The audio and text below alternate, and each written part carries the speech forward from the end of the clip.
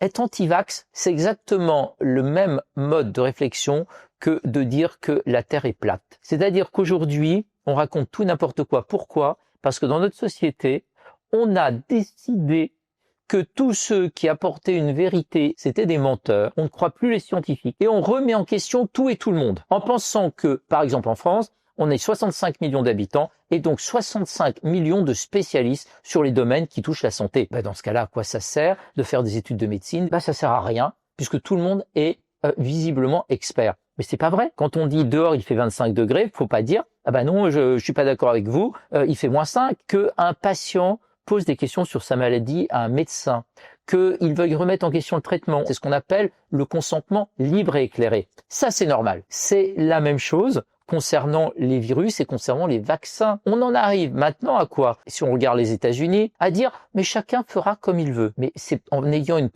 vaccination de masse dans une population et en ayant obligé les vaccinations qu'on a eu moins de mortalité infantile. Quand on va voir réapparaître aux États-Unis, ce qu'on commence à voir actuellement, des maladies infantiles qui vont retuer des milliers, des dizaines de milliers d'enfants, on va peut-être réfléchir à 2 fois et en disant « Ah, mon Dieu, mais peut-être qu'il fallait le vacciner ». Mais c'est trop tard. Arrêtons d'être dans le refus absolu de la science. Je dis pas que la science est parfaite, mais je dis que grâce à la science, on a fait disparaître un certain nombre de maladies qui reviennent encore dans des populations défavorisées, dans des pays où ils n'ont pas les vaccins, où ils n'ont pas les traitements.